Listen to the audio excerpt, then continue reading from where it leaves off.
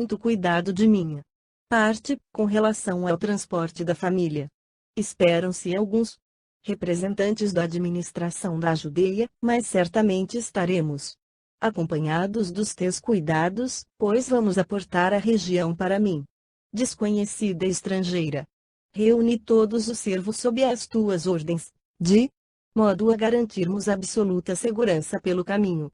Senhor, contai com o nosso desvelo e dedicação, respondeu o servidor, entre respeitoso e comovido. No dia imediato, Públio Lentulus e comitiva desembarcavam em pequeno porto da Palestina, sem incidentes dignos de menção. Esperavam-no, além do legado do procurador, alguns lictores e numerosos soldados pretorianos, comandados por Sulpício Tarquinius, munido de todos os aprestos e elementos exigidos para uma viagem tranquila e confortável pelas estradas de Jerusalém. Após o necessário repouso, a caravana pôs-se a caminho, parecendo antes expedição militar que transporte de simples família, através das estações periódicas de descanso. As armaduras dos cavalos, os capacetes romanos reluzindo ao sol, os trajes extravagantes, palanquins enfeitados, animais de tração e os carros pesados da bagagem davam ideia de expedição triunfal, embora azafamada e silenciosa. E a caravana a bom termo, quando, nas proximidades de Jerusalém, ocorre o imprevisto. Um corpo sibilante cortou o ar fino e claro, alojando-se no palanquim do senador, ouvindo-se ao mesmo tempo um grito estridente e lamentoso. Minúscula pedra ferira levemente o rosto de Lívia, determinando grande alarme na massa enorme de servos e cavaleiros. Entre os carros e os animais que pararam assustados, numerosos escravos rodeiam os senhores, buscando, com precipitação, inteirar-se do fato. Sulpício Tarquinius, num golpe de vista, dá largas ao galope da montada, buscando prender um jovem que se afastava, receoso, das margens do caminho. E, culpado ou não, foi um rapaz dos seus 18 anos apresentado aos viajantes, para a punição necessária. Públio Lentulus recordou a recomendação de Flamínio, momentos antes da partida, e, sopitando os seus melhores sentimentos de tolerância e generosidade, resolveu prestigiar a sua posição e autoridade aos olhos de quantos houvessem de lhe seguir a permanência naquele país estrangeiro. Ordenou providências imediatas aos lictores que o acompanhavam. E ali mesmo, ante as claridades mordentes do sol a pino e sob o olhar espantado de algumas dezenas de escravos e centuriões numerosos, determinou que vergastassem sem comiseração o rapaz, pela sua leviandade. A cena era desagradável e dolorosa. Todos os servos acompanhavam, compungidos, o estalar do chicote no dorso seminu daquele homem ainda moço, que gemia, em soluços dolorosos, sob o látego despótico e cruel. Ninguém ousou contrariar as ordens impiedosas, até que Lívia, não conseguindo contemplar por mais tempo a rudeza do espetáculo, pediu ao esposo, em voz súplice: basta, Públio, porque os direitos da nossa condição não traduzem deveres de impiedade. O senador considerou, então, a sua severidade excessiva e rigorosa. Ordenou a suspensão do castigo doloroso, mas, a uma pergunta de Sulpício, quanto ao novo destino do infeliz, falou em tom rude e irritado: para as galeras. Os presentes estremeceram, porque as galeras significavam a morte ou a escravidão para sempre.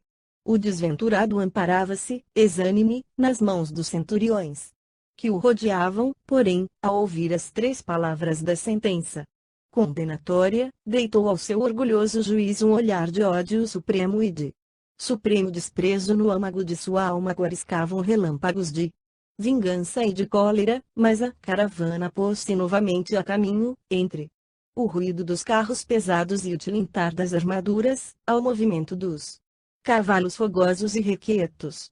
A chegada a Jerusalém ocorreu sem outros fatos dignos de nota.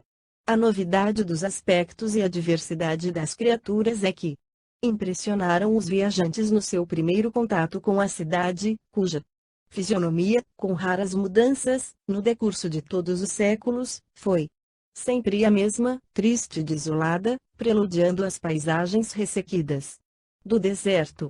Pilatos e sua mulher encontravam-se nas solenidades de recepção ao senador, que ia, como legado de Tibério, junto da administração da província, encarnando o princípio da lei e da autoridade. Salvio Lentulus e a esposa, Fúvia Prócula, receberam os parentes com aparato e prodigalidade.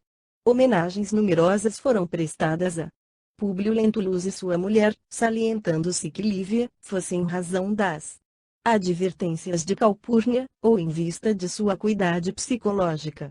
Reconheceu logo que naquele ambiente não palpitavam os corações generosos e sinceros dos seus amigos de Roma, experimentando, no íntimo, dolorosa sensação de amargura e ansiedade. Verificara, com satisfação, que a sua pequena Flávia havia melhorado, não obstante a viagem exaustiva, mas, ao mesmo tempo, torturava-se percebendo que Fúvia não possuía amplitude de coração para acolhê-lo sempre com carinho e bondade. Notara que, ao lhe apresentar a filhinha enferma, a Patrícia vaidosa fizera um movimento instintivo de recuo, afastando sua pequena Aurélia, filha única do casal, do contato com a família, apresentando pretextos inaceitáveis. Bastou um dia de permanência naquele lar estranho, para que a pobre senhora compreendesse a extensão das angústias que a esperavam ali, calculando os sacrifícios que a situação exigiria do seu coração sensível e carinhoso. E não era somente o quadro familiar, nos seus detalhes impressionantes, que lhe torturava a mente trabalhada de expectativas pungentes. Deparando-se-lhe Pôncio Pilatos, no próprio momento de sua chegada, sentira, no íntimo, que havia encontrado um rude e poderoso inimigo. Forças ignoradas do mundo intuitivo falavam ao seu coração de mulher, como se vozes do plano invisível lhe preparassem o espírito para as provas aspérrimas dos dias vindouros. Sim, porque a mulher, símbolo do santuário do lar e da família, na sua espiritualidade, pode, muitas vezes, numa simples reflexão, devassar mistérios insondáveis dos caracteres e das almas, na tela espessa e sombria das reencarnações sucessivas e dolorosas. Públio Lentulus, ao contrário, não experimentou as mesmas emoções da companheira. A diversidade do ambiente modificara-lhe tanto as disposições íntimas, sentindo-se moralmente confortado em face da tarefa que lhe competia desempenhar no cenário novo de suas atividades de homem de Estado. No segundo dia de permanência na cidade, tão logo regressara da primeira visita às instalações da Torre Antônia, onde se aquartelavam contingentes das forças romanas, observando o movimento dos casuístas e dos doutores, no templo famoso de Jerusalém, foi procurado por um homem humilde relativamente moço, que apresentava como credencial tão somente o coração aflito e carinhoso de pai. Obedecendo mais aos imperativos de ordem política que ao sentimento de generosidade do coração, o senador quebrou as etiquetas do momento, recebendo no seu gabinete privado, disposto a ouvi-lo, um judeu pouco mais velho que ele próprio, em atitude de respeitosa humildade, expressando-se dificilmente, de modo a fazer-se compreendido, falou-lhe nestes termos: Ilustríssimo senador, sou André, filho de Gioras, operário modesto e paupérrimo, não obstante numerosos membros de minha família terem atribuições importantes no templo e no exercício da lei. Ouso vir até vós, reclamando meu filho Saul, preso, há 3 dias, por vossa ordem e remetido diretamente para o cativeiro perpétuo das galeras.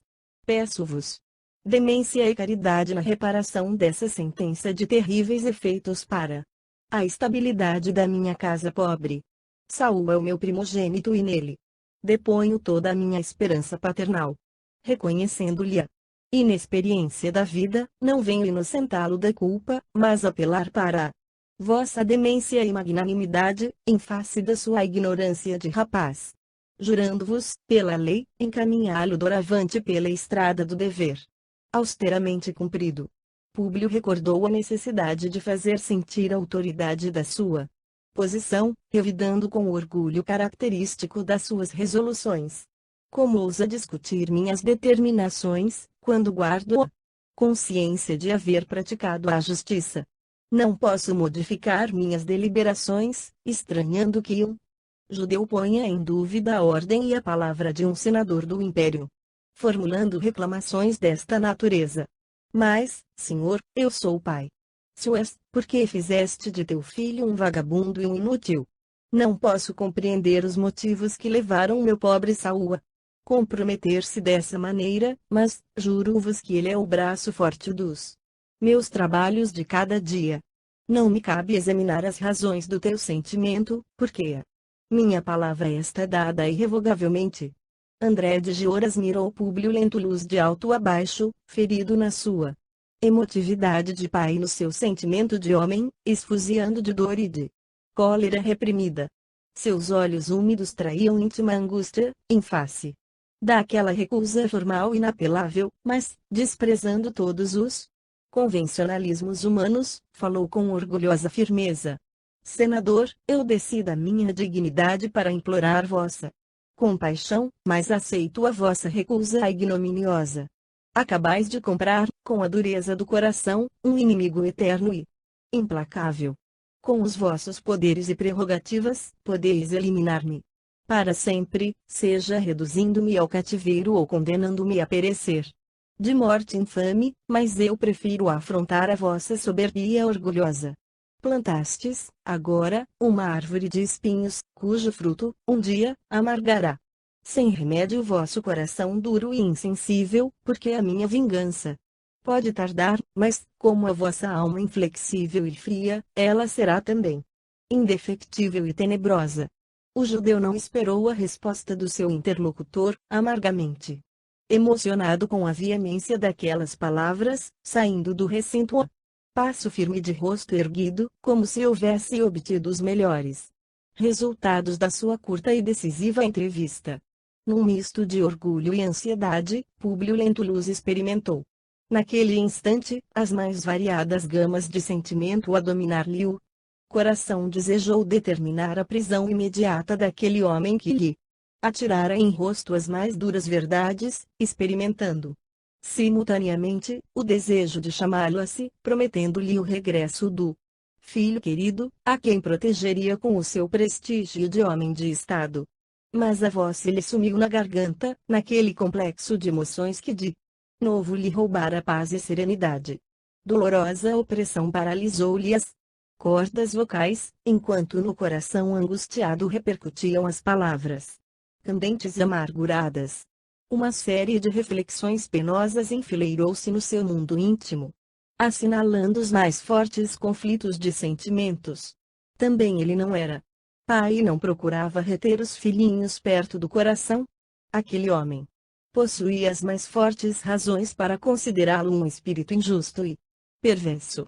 Recordou o sonho inexplicável que, relatado a Flamínio, fora a causa indireta da sua vinda para a Judeia e considerou as lágrimas de compulsão que derramara, em contato com o turbilhão de lembranças perniciosas da sua existência passada, em face de tantos crimes e desvios. Retirou-se do gabinete com a solução mental da questão em foco, ordenando que trouxessem o jovem Saul à sua presença, com a urgência que o caso requeria, a fim de recambiá-lo à casa paterna, e modificando dessa forma, as penosas impressões que havia causado ao pobre André. Suas ordens foram expedidas sem delongas, todavia, esperava-o desagradável surpresa, com as informações dos funcionários a quem competia a providência de semelhantes serviços. O jovem Saul desaparecera do cárcere, fazendo crer numa fuga desesperada e imprevista. Os informes foram transmitidos à autoridade superior, sem que Públio Lentulus viesse a saber que os maus servidores do Estado negociavam muitas vezes os prisioneiros jovens com os ambiciosos mercadores de escravos, que operavam nos centros mais populosos da capital do mundo. Informado de que o prisioneiro se evadira, o senador sentiu a consciência aliviada das acusações que lhe pesavam no íntimo.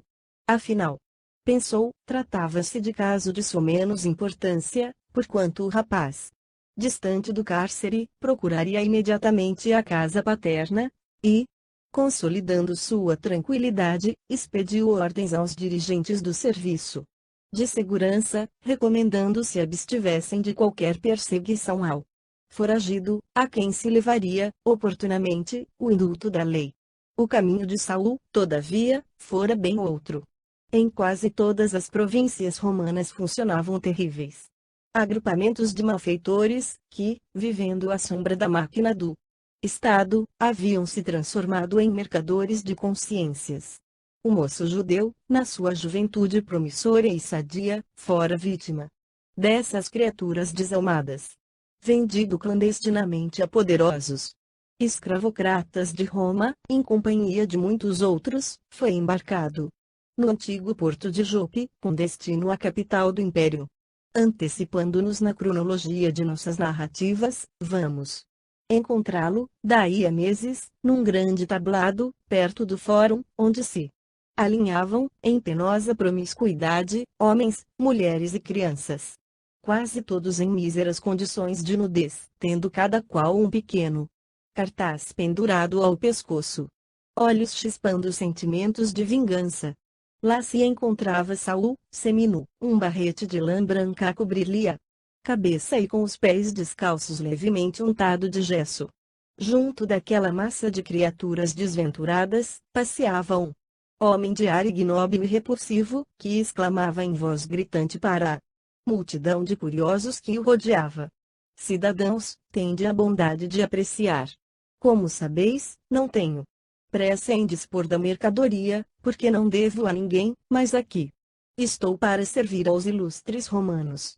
E, detendo-se no exame desse ou daquele infeliz, prosseguia na sua arenga grosseira e insultuosa. Vede este mancebo.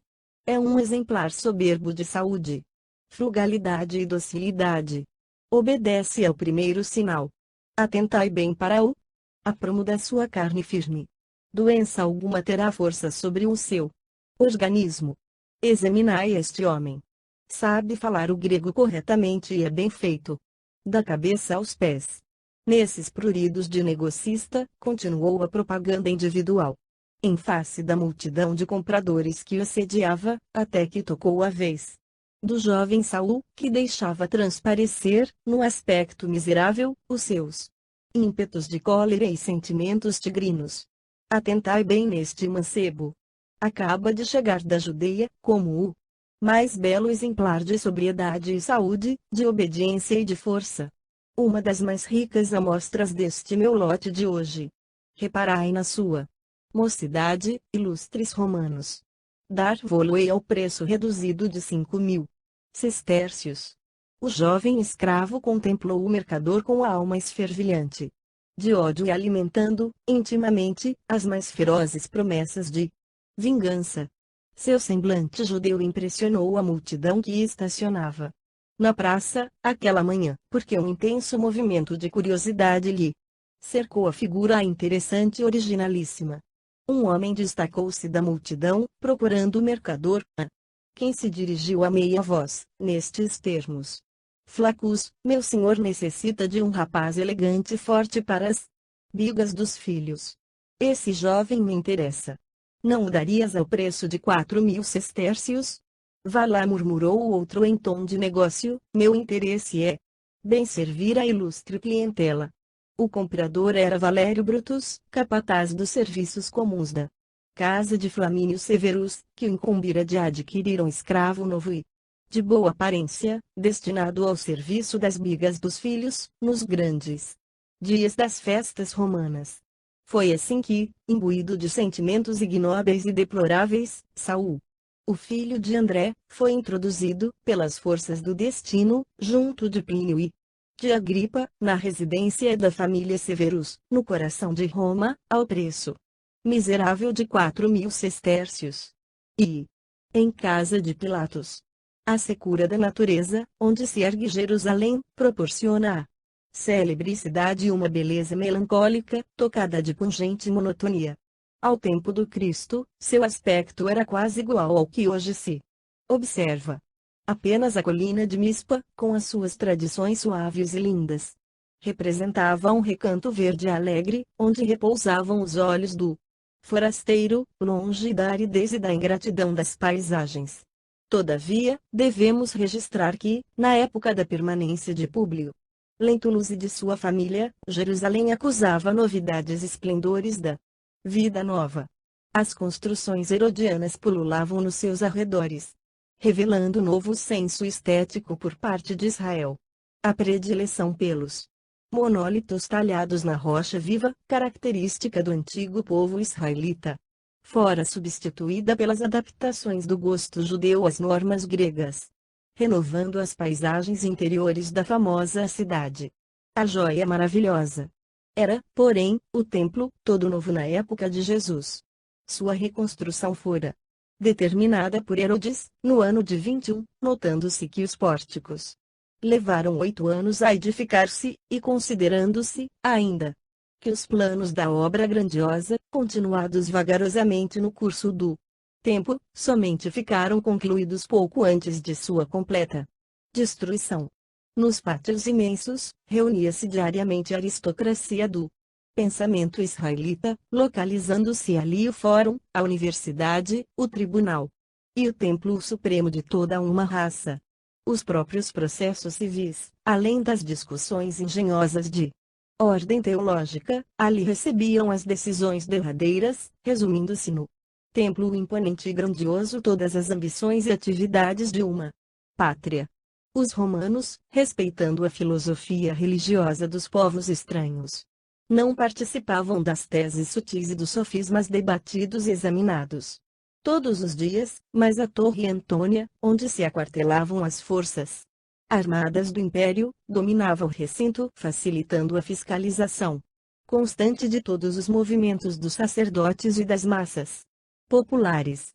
Públio Lentulus, após o incidente do prisioneiro, que continuava a considerar como episódio sem importância, retomava certa serenidade para o desempenho de suas obrigações consuetudinárias. Os aspectos áridos de Jerusalém tinham, para seus olhos cansados, encanto novo, no qual o pensamento repousava das numerosas e intensas fadigas de Roma.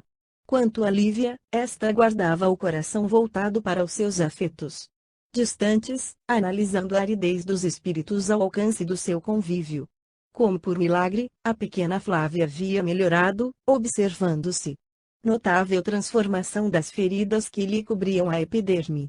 Mas, as atitudes hostis de Fúvia, que lhe não perdoava a simplicidade encantadora, e os dotes preciosos de inteligência, sem perder ensejo para jogar-lhe em rosto pequeninas indiretas, por vezes irônicas e mordentes, deixavam-lhe o espírito aturdido num turbilhão de expectativas alucinantes. Semelhantes acontecimentos eram desconhecidos do marido, a quem a pobre senhora se abstinha de relatar os seus mais íntimos desgostos. Esses fatos, porém, não eram os elementos que mais contribuíam para acabrunhá-la naquele ambiente de penosas incertezas. Fazia uma semana que se encontravam na cidade e notava-se que, contrariando talvez seus hábitos, Pôncio Pilatos comparecia diariamente à residência do pretor, a pretexto de predileção pela palestra com os patrícios recém-chegados da corte. Horas a fio eram empregadas nesse mister, mas Lívia, com as secretas intuições da sua alma, compreendia os pensamentos inconfessáveis do governador a seu respeito, recebendo de espírito prevenido os seus amáveis madrigais e alusões menos diretas. Nessas aproximações de sentimentos que prenunciam a pré-amar das paixões, via-se também a contrariedade de Fúvia, tocada de venenoso ciúme em face da situação que a atitude de Pilatos ia criando. Por detrás daqueles bastidores brilhantes do cenário da amizade artificial, com que foram recebidos, Públio e Lívia deveriam compreender que existia um mamei de paixões inferiores, que, certo, haveria de tisnar a tranquilidade de suas almas. Não entenderam, todavia, os detalhes da situação e penetraram de espírito confiante e ingênuo no caminho escuro e doloroso das provações que Jerusalém lhes reservava. reafirmando incessantes obséquios e multiplicando gentilezas. Pilatos fez questão de oferecer um jantar, no qual toda a família se reconfortasse e a fraternidade e a alegria fossem perfeitas. No dia aprazado, Sálvio e Públio, acompanhados pelos seus, compareciam à residência senhorial do governador, onde Cláudia igualmente os esperava com um sorriso bondoso e acolhedor. Lívia estava pálida, no seu traje simples e despretensioso, sendo de notar que, contra toda a expectativa do esposo, fizera questão de levar a filhinha doente, no pressuposto de que o seu cuidado materno representasse alguma coisa contra as pretensões do conquistador que o seu coração de mulher adivinhava, através das atitudes indiscretas e atrevidas do anfitrião daquela noite. O jantar servia-se em condições essencialíssimas, segundo os hábitos mais rigorosos e elegantes de corte. Lívia estava aturdida com aquelas solenidades a se desdobrarem nos mais altos requintes da etiqueta romana, costumes esses oriundos de um meio do qual ela e Calpurnia sempre se haviam afastado, na sua simplicidade de coração. Numerosa falange de escravos se movimentava em todas as direções, como verdadeiro exército de servidores, em face de tão reduzido número de comensais. Depois dos pratos preparados, chegam os vocadores recitando os nomes dos convivas, enquanto os infertores trazem os pratos dispostos com singular simetria. Os convidados recostam-se então no triclínio, forrado de penugens cetinosas e pétalas de flores. As carnes são trazidas em pratos de ouro e os pães em açafates de prata, multiplicando-se os servos para todos os misteres, inclusive aqueles que deviam provar as iguarias, a fim de se certificar do seu paladar, para que fossem servidas com a máxima confiança. Os copeiros servem um falerno precioso e antigo, misturado de aromas, em taças incrustadas de pedras preciosas, enquanto outros servos os acompanham apresentando, em galhetas de prata, a água tépida ou fria, ao sabor dos convidados. Junto dos leitos, onde cada comensal deve recostar-se molemente, conservam-se escravos jovens, trajados com apuro e ostentando na fronte gracioso turbante. Braços e pernas seminus, cada qual com a sua função definida. Alguns agitam nas mãos longos ramos de mirto, afugentando as moscas, enquanto outros, curvados aos pés dos convivas, são obrigados a limpar discretamente os sinais da sua gula e intemperança. 15 serviços diferentes sucederam-se através dos esforços dos escravos dedicados e humildes, quando, após o repasto, brilham os salões com centenas de tochas, ouvindo-se agradáveis sinfonias. Servos jovens e bem postos executam danças apaixonadas e voluptuosas em homenagem aos seus senhores, mimoseando-lhes os sentimentos inferiores com a sua arte exótica e espontânea, e somente não foi levado a efeito um número de gladiadores, segundo o costume nos grandes banquetes de corte. Porque Lívia, de olhos súplices, pedira que poupassem naquela festa o doloroso espetáculo do sangue humano.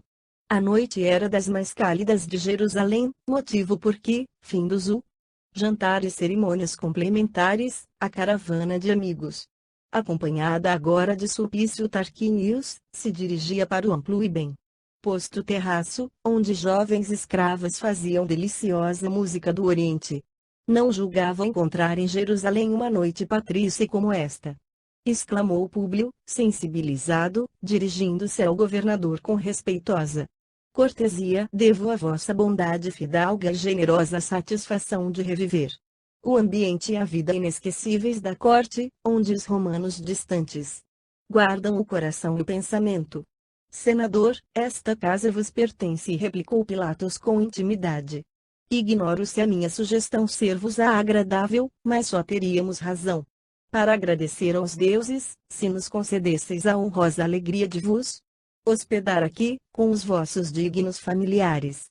Acredito que a residência do pretor Sálvio não vos oferece o necessário conforto, e, acrescendo a circunstância do íntimo parentesco que liga minha mulher à esposa de Vosso tio, sinto-me à vontade para fazer este oferecimento, sem quebra de nossos costumes, em sociedade.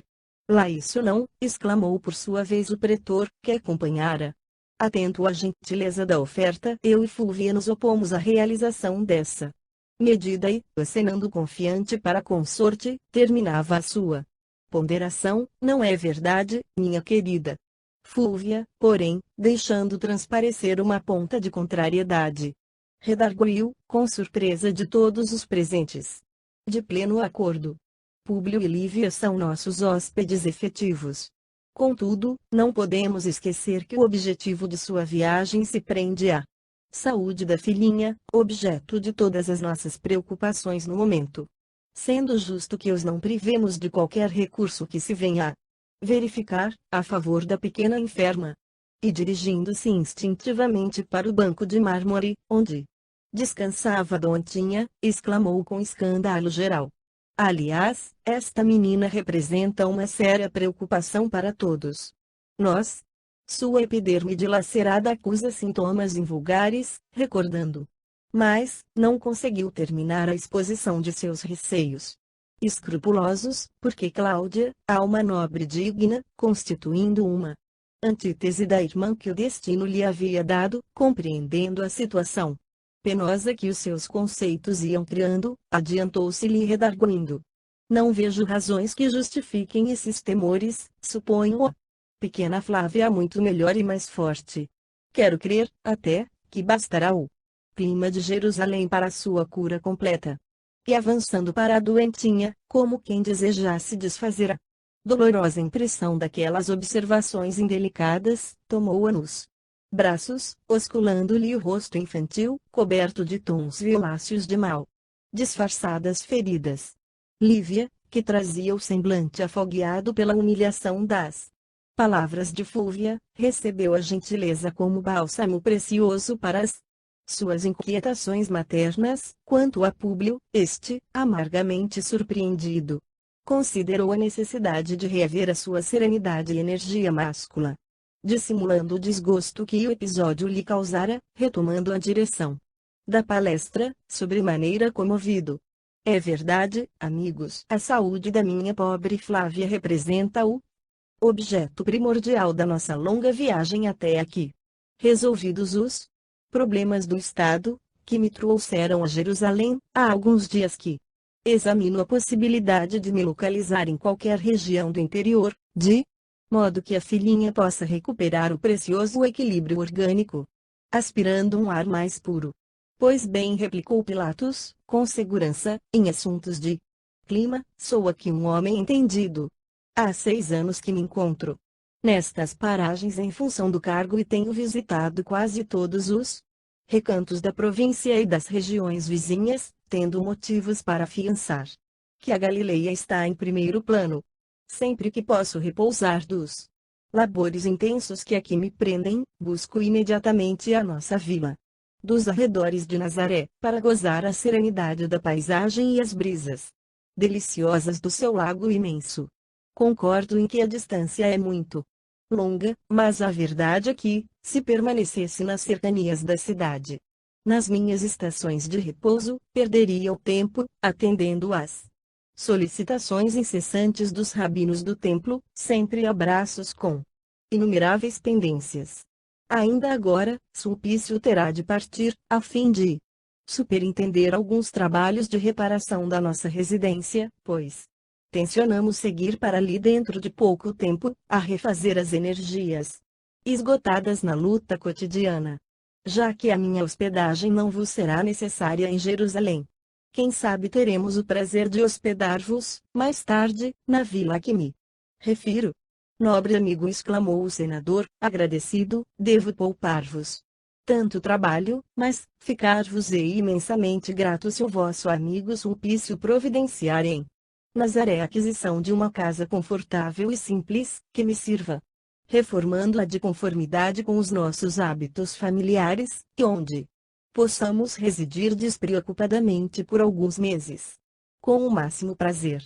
Muito bem, atalhou Cláudia, com bondade, enquanto Fúvia mal Dissimulava venenoso despeito, ficarei incumbida de adaptar a nossa boa livre a vida campestre, onde a gente se sente tão bem em contato direto com a natureza. Desde que se não transformem em judias, disse o senador, bem-humorado, enquanto todos sorriam alegremente. Neste comenos, ouvidos sobre os detalhes dos serviços que lhe seriam confiados em dias próximos, Sulpício Tarquinius, homem da confiança do governador, sentiu-se com a liberdade de intervir no assunto, exclamando, com surpresa para quantos o ouviam: e por falar de Nazaré, já ouvistes falar do seu profeta? Sim, continuou, Nazaré possui agora um profeta que vem realizando grandes coisas. Que é isso, Sulpício? Perguntou Pilatos, ironicamente, pois não sabes que dos judeus nascem profetas todos os dias? Acaso as lutas no Templo de Jerusalém se verificam por outra coisa? Todos os doutores da lei se consideram inspirados pelo céu e cada qual é dono de uma nova revelação. Mas, esse, Senhor, é bem diferente. Estarás, acaso, convertido a uma nova fé? De modo algum, mesmo porque compreendo o fanatismo e a obcecação dessas miseráveis criaturas, mas fiquei realmente intrigado com a figura impressionante de um galileu ainda moço, quando passava, há alguns dias, por Cafarnaum, ao centro de uma praça, acomodada em bancos improvisados, feitos de pedra e de areia, vi considerável multidão que lhe ouvia a palavra, em êxtase de admiração e comoção. Eu também, como se fora tocado de força misteriosa e invisível, sentei-me para ouvi-lo. De sua personalidade, extraordinária de beleza simples, vinha um não sei que, dominando a turba que se aquietava, de leve, ouvindo-lhe as promessas de um eterno reinado. Seus cabelos esvoaçavam as brisas da tarde mansa, como se fossem fios de luz desconhecida nas claridades serenas do crepúsculo, e de seus olhos compassivos parecia nascer uma onda de piedade e comiseração infinitas. Descalço e pobre, notava-se-lhe a limpeza da túnica, cuja brancura se casava à leveza dos seus traços delicados. Sua palavra era como um cântico de esperança para todos os sofredores do mundo, suspenso entre o céu e a terra, renovando os pensamentos de quantos o escutavam. Falava de nossas grandezas e conquistas como se fossem coisas bem miseráveis, fazia amargas afirmativas acerca das obras monumentais de Herodes, em Sebasto, asseverando que acima de César está um Deus todo-poderoso, providência de todos os desesperados e de todos os aflitos. No seu ensinamento de humildade e amor, considera todos os homens como irmãos bem-amados, filhos desse Pai de misericórdia e justiça, que nós não conhecemos. A voz de Sulpício estava saturada do tom emocional característico dos sentimentos filhos da verdade. O auditório se contagiara da comoção de sua narrativa, escutando-lhe a palavra com o maior interesse. Pilatos, todavia, sem perder o fio de suas vaidades de governador, interrompeu-o, exclamando: todos irmãos! Isso é um absurdo. A doutrina de um Deus único não é novidade para nós outros, nesta terra de ignorantes, mas, não podemos concordar com esse conceito de fraternidade irrestrita. E os escravos? E os vassalos do império? Onde ficam as prerrogativas do patriciado? O que mais me admira, porém, exclamou com ênfase, dirigindo-se particularmente ao narrador, é que, sendo tu um homem prático e decidido, te tenhas deixado levar pelas palavras loucas desse novo profeta, misturando-te com a turba para ouvi-lo. Não sabes que a anuência de um lector pode significar enorme prestígio para as ideias desse homem? Senhor, respondeu Sulpício, desapontado, eu próprio não saberia explicar a razão de minhas observações daquela tarde. Considerei igualmente, de pronto, que as doutrinas por ele pregadas são subversivas e perigosas, por igualarem os servos aos senhores, mas observei também as suas penosas condições de pobreza, consideradas por seus discípulos e seguidores como um estado alegre e feliz, o que, de algum modo, não constitui motivo de receio para as autoridades provinciais. Além disso, essas pregações não prejudicam os camponeses, porque são feitas geralmente nas horas de ócio e descanso, no intervalo dos trabalhos de cada dia, notando-se igualmente que os seus companheiros prediletos são os pescadores mais ignorantes e mais humildes do lago. Mas, como te deixaste empolgar assim por esse homem? Retornou Pilatos, com energia. Enganais-vos, quanto a isso respondeu o lector, mas senhor disse. Não me sinto impressionado, como supondes, tanto assim que, notando-lhe a originalidade simples e formosa, não lhe reconheço privilégios sobrenaturais e acredito que a ciência do império elucidará o fato que vou narrar, respondendo à vossa arguição do momento. Não sei se conheceis Copônio, velho centurião destacado na cidade a que me referi, mas cumpre-me cientificar-vos do fato por mim observado. Depois que a voz do profeta de Nazaré havia deixado uma doce quietude na paisagem, o meu conhecido apresentou-lhe o filhinho moribundo, implorando caridade para a criança que agonizava.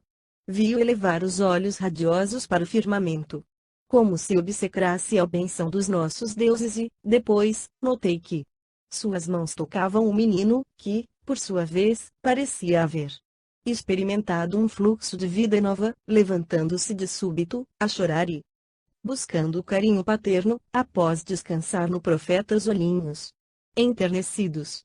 Mas, até centuriões já se metem com os judeus nas suas perlengas.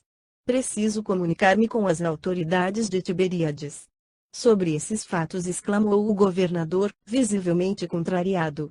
O caso é curioso, disse Públio Lentulus, intrigado com a narrativa.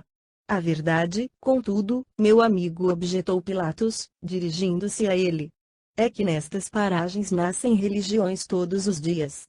Este povo é muito diverso do nosso, reconhecendo-se-lhe visível deficiência de raciocínio e senso prático.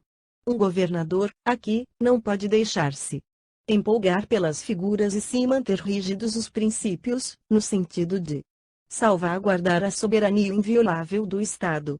É por esse motivo que, atendendo às sábias determinações da sede do governo, não me detenho nos casos isolados, para tão somente ponderar as razões dos sacerdotes do Sinédrio, que representam o órgão do poder legítimo, apto a harmonizar conosco a solução de todos os problemas de ordem política e social.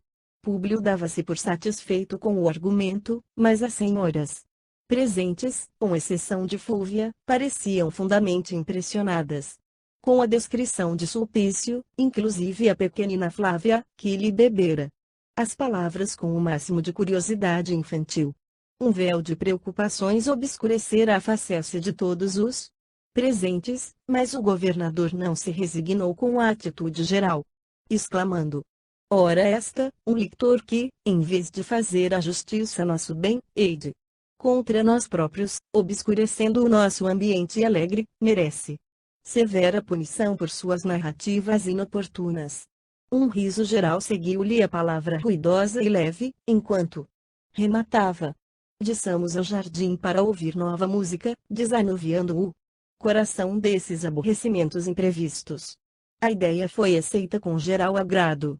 A pequena Flávia foi instalada pela dona da casa em apartamento confortável, e, em poucos minutos, os presentes se dividiam em 3 grupos distintos, através das alamedas do jardim, aclarado de tochas brilhantes, ao som de músicas caprichosas e lascivas.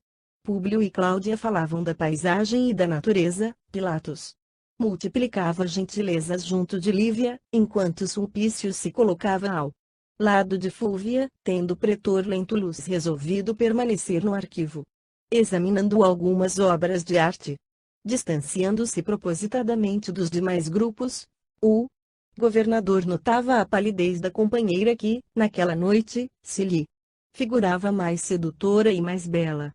O respeito que a sua formosura discreta lhe infundia na alma, parecia aumentar, naquela hora, o ardor do coração apaixonado. Nobre Lívia, exclamou com emoção, não posso guardar por mais tempo os sentimentos que as vossas virtudes cheias de beleza me inspiraram. Sei da natural repulsa de vossa alma digna, em face de minhas palavras, mas lamento não me compreendais o coração tocado dessa admiração que me avassala. Também eu revidou a pobre senhora, com dignidade e energia espontâneas lastimo haver inspirado ao vosso espírito semelhante paixão. Vossas palavras me surpreendem amargamente, não só porque partem de um patrício revestido das elevadas responsabilidades de procurador do Estado, como por considerar a amizade confiante e nobre que vos consagro ao meu esposo. Mas, em assuntos do coração atalhou ele, solícito não podem prevalecer as formalidades da convenção política, mesmo as mais elevadas. Tenho dos meus deveres a mais alta compreensão e sei encarar a solução de todos os problemas do meu cargo, mas não me recordo onde vos teria visto antes. A realidade é que, há uma semana, tenho o coração dilacerado e oprimido. Encontrando-vos, parecia deparar-se-me esta imagem adorada e inesquecida. Tudo fiz por evitar esta cena desagradável e penosa, mas, confesso que uma força invencível me confunde o coração. Enganais-vos, senhor. Entre nós não pode existir outro laço, além do inspirado pelo respeito à identidade de nossas condições sociais. Se tendes então alta conta as vossas obrigações de ordem política, não deveis olvidar que o homem público deve cultivar as virtudes da vida privada, incentivando, em si mesmo, a veneração e a incorruptibilidade da própria consciência. Mas, a vossa personalidade me faz esquecer todos esses imperativos. Onde vos teria visto, afinal, para que me sentisse empolgado desta maneira? Calai-vos, pelos deuses, murmurou Lívia, assustada e empalidecida. Nunca vos vi, antes de nossa chegada a Jerusalém, e apelo para o vosso cavalheirismo de homem, a fim de me poupardes estas referências que me amarguram. Tenho razões para crer na vossa aventura conjugal, junto de uma mulher digna e pura, tal como a vejo, reputando uma loucura as propostas que vossas palavras me deixam entrever. Pilatos ia prosseguir na sua argumentação, quando a pobre senhora, amargamente surpreendida, sentiu-se desfalecer.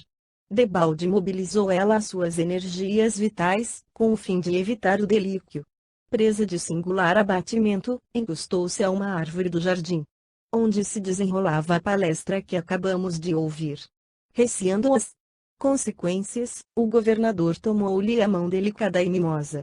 Torturado pelos seus inconfessáveis pensamentos, mas, ao seu contato ligeiro, a natureza orgânica de Lívia parecia reagir com decisão e inquebrantável firmeza.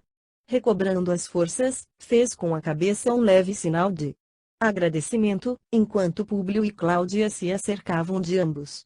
Renovando-se a palestra geral, com a satisfação de todos. Todavia, a cena provocada pelas extravasões de afeto do governador não ficou circunscrita apenas aos dois atores que a viveram intensamente. Fúvia e Sulpício acompanharam-na em seus mínimos detalhes, através dos claros abertos na ramagem sombria. Ora esta, exclamou o leitor para a companheira, observando as minudências da palestra que acabamos de descrever. Então, já perdeste as boas graças do procurador da Judeia? A essa pergunta, Fúvia, que por sua vez não tirava os olhos da cena, estremeceu convulsivamente, dando guarida aos mais largos sentimentos de ciúme e despeito. Não respondes, continuava Sulpício, gozando o espetáculo. Por que me recusas tantas vezes, se tenho para oferecer-te um sentimento profundo de dedicação e lealdade? A interpelada continuou em silêncio, no seu posto de observação, rugindo de cólera íntima, quando viu que o governador guardava, entre as suas, a mão exânime da companheira, pronunciando palavras que seus ouvidos não escutavam, mas os seus sentimentos inferiores presumiam adivinhar naquele colóquio inesperado. Tão logo, porém, Cláudia e Públio figuraram no cenário, Fúvia voltou-se para o companheiro, murmurando com voz cava: acederei a todos os teus desejos, se me auxiliares num cometimento. Qual? o de levarmos ao senador, em tempo oportuno, o conhecimento da infidelidade de sua mulher. Mas, como? Primeiramente, evitarás a instalação de Públio em Nazaré, para levá-la mais distante, de modo a dificultar as relações entre Lívia e o governador, por ocasião de sua ausência de Jerusalém, porque estou adivinhando que ela desejará transferir-se para Nazaré, em breves dias.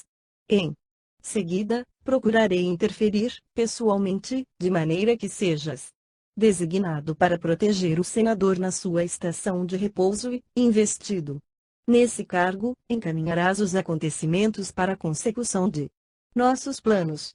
Isso feito, saberei recompensar teus esforços e bons serviços de sempre, com a minha dedicação absoluta. O lector ouviu a proposta, silenciando, indeciso. Mas a interlocutora, como se estivesse ansiosa por selar a aliança sinistra, interrogou em voz firme. Tudo combinado? De pleno acordo, respondeu Sulpício, já resoluto. E as duas personificações do despeito e da lascívia reuniram-se à caravana fraterna, com a máscara das alegrias aparentes, depois de concluído o pacto tenebroso. As últimas horas foram consagradas às despedidas, com a afabilidade exterior do convencionalismo social. Lívia absteve-se de relatar ao esposo a cena penosa do jardim, considerando não somente a sua necessidade de repouso íntimo, como também a importância social das personalidades em jogo, prometendo a si mesma evitar, a todo transe, qualquer expressão menos digna no terreno do escândalo pelas palavras. Ive. Na Galileia. No dia imediato a esses acontecimentos, às primeiras horas da manhã, Públio Lentulus foi procurado, na intimidade do seu gabinete particular, por Fúvia, que se lhe dirigiu, criminosamente, nestes termos: Senador, o ascendente de nossas ligações familiares obriga-me a procurar-vos para tratar de um assunto desagradável e doloroso, mas, nas minhas experiências de mulher, cumpre-me aconselhá-lo a resguardar sua esposa da insídia dos próprios amigos, pois que, ainda ontem, tive oportunidade de surpreendê-la em íntimo colóquio com o governador. O interpelado estranhou aquela atitude insólita, grosseira, contrária a todos os seus métodos de homem de bem. Repeliu dignamente a investida, encarecendo a nobreza moral de sua esposa, passando Fúvia a relatar-lhe, com os mais exaltados floreios de sua imaginação doentia, a cena da véspera, nas suas mínimas minudências. O senador ficou pensativo, mas sentiu-se com a precisa coragem moral para repelir a insinuação caluniosa. Pois bem, disse ela, terminando a denúncia, muito longe levais a vossa confiança e boa-fé. Um homem nunca perde por ouvir os conselhos da experiência feminina.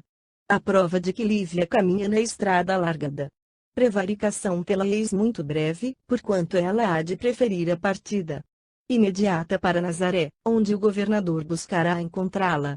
E, dizendo, retirou-se apressadamente, deixando o senador algo desalentado e compungido, pensando nos corações mesquinhos que o rodeavam, porque, no tribunal da consciência, não se sentia disposto a aceitar a ideia que viesse conspurcar a valorosa nobreza de sua mulher. Imenso véu de sombras cobriu-lhe o espírito sensível e afetuoso. Sentiu que, em Jerusalém, conspiravam contra ele todas as forças tenebrosas do seu destino, experimentando vasto deserto no coração. Ali, não encontraria palavra prudente e generosa de um amigo, como Flamínio, com quem pudesse desabafar as suas profundas mágoas. Absorto nessas meditações angustiosas, não viu que as pétalas das horas rodopiavam incessantes, nos torvelinhos do tempo. Só muito depois percebeu o vozerio de um dos serviçais de confiança, vindo a saber que Sulpício Tarquinius lhe solicitava o obséquio de uma entrevista particular. Pedido a que atendeu com o máximo de atenção.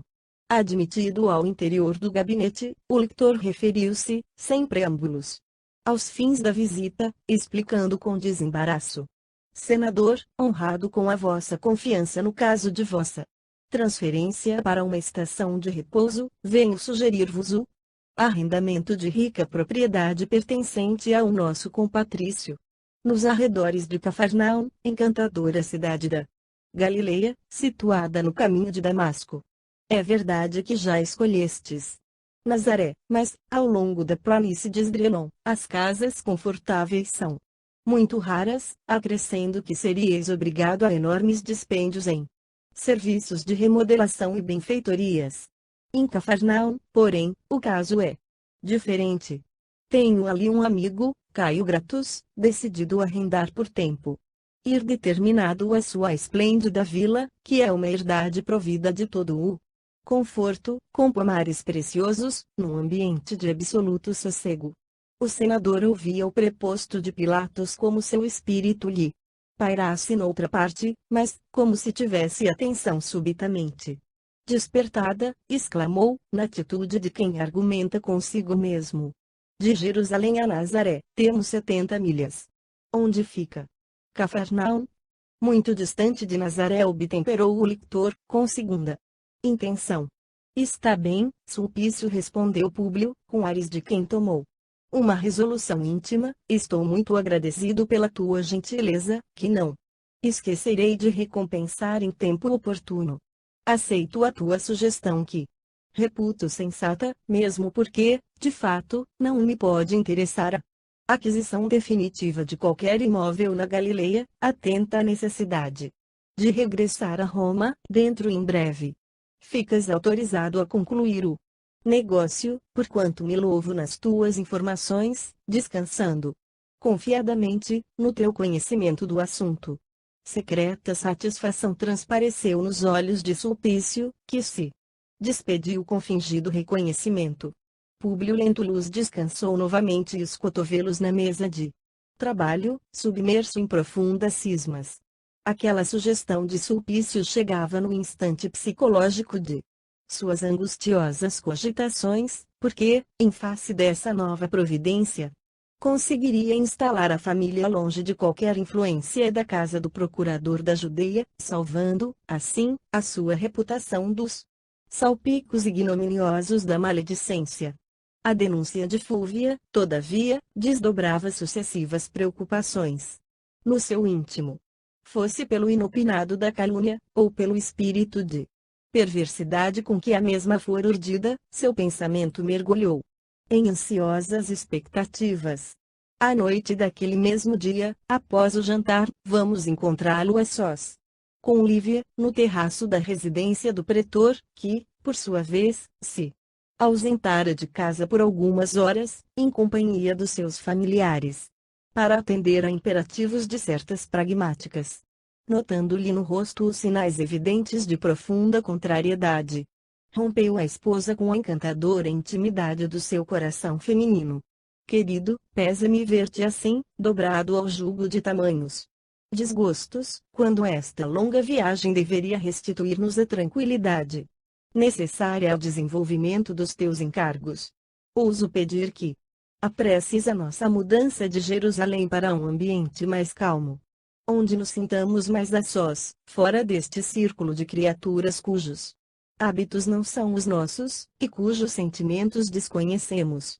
Quando partiremos para Nazaré? Para Nazaré, repetiu o senador, com voz irritada e sombria, como se o tocasse o espírito venenoso do ciúme, lembrando, involuntariamente, as acusações infundadas de Fúvia. Sim, prosseguiu Lívia, súplice e carinhosa, pois não foram essas as providências ontem aventadas? É verdade, querida, exclamou Públio, já pesaroso, voltando a si dos maus pensamentos que havia abrigado por um instante, mas resolvi depois instalarmos-nos em Cafarnaum, contrariando as últimas decisões. E tomando a mão da companheira, como se buscasse um bálsamo para a alma ferida, sussurrou-lhe de manso: Lívia, és tudo que me resta neste mundo. Nossos filhos são flores da tua alma, que os deuses nos deram para minha alegria. Perdoa-me, querida. Há quanto tempo tenho vivido absorto e taciturno, esquecendo o teu coração sensível e carinhoso. Parece-me estar despertando agora de um sono muito doloroso e muito profundo, mas despertando com a alma receosa e oprimida. Andam-me, no íntimo, amargurados vaticínios. Temo perder-te, quando quisera encerrar-te no peito, guardando-te no coração. Eternamente. Perdoa-me. Enquanto ela o contemplava, surpresa, seus lábios sequiosos lhe cobriam as mãos de beijos ardentes. E não foram apenas os ósculos afetuosos que brotaram nesse transbordamento de carinhos. Uma lágrima lhe gotejou dos olhos cansados.